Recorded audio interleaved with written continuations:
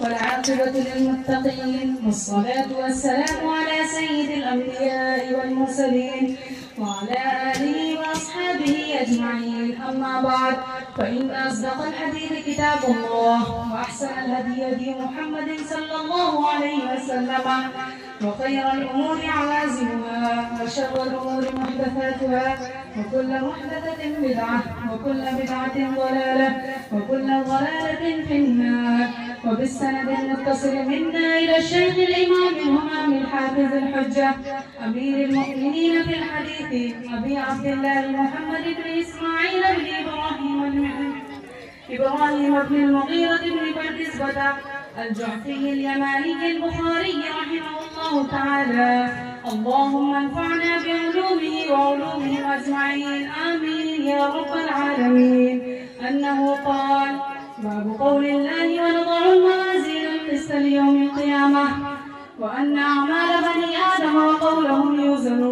وقال مجاهد: القسطاس العدل بالرومية، ويقال القسط مصدر المقسط وهو العادل، وأما القاسط فهو الجائر.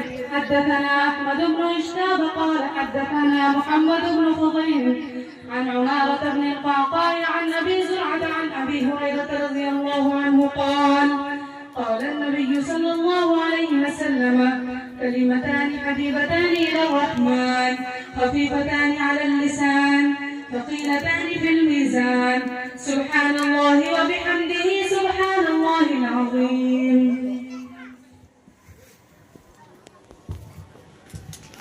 بسم الله الرحمن الرحيم.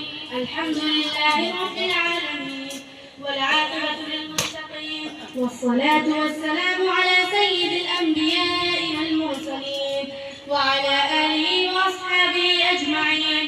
أما بعد، فإن أصدق الحديث كتاب الله، وأحسن الهدي هدي محمد صلى الله عليه وسلم، وخير الأمور عوازمها، وشر الأمور محدثاتها، وكل محدثة بدعة، وكل بدعة ضلالة، وكل ضلالة في النار. وبالسند المتصل منا إلى الشيخ الإمام الهمام الحافظ الحجة أمير المؤمنين في الحديث أبي عبد الله محمد بن إسماعيل بن إبراهيم بن المغيرة بن بردزبة الجعفي اليماني البخاري رحمه الله تعالى. اللهم انفعنا بعلومه وعلومهم أجمعين، آمين يا رب العالمين. أنه قال: باب قول الله: ونضع الموازين القسط ليوم القيامة، وأن أعمال بني آدم وقولهم يوزن. وقال مجاهد: القسطاس والعدل بالرومية، ويقال القسط مصدر المقسط وهو العادل، وأما القاسط فهو الجائر. حدثنا أحمد بن إشكام قال حدثنا محمد بن فضيل عن عمارة بن القعقاع عن أبي زرعة عن أبي هريرة رضي الله عنه قال: قال النبي صلى الله عليه وسلم: كلمتان حبيبتان إلى الرحمن، خفيفتان على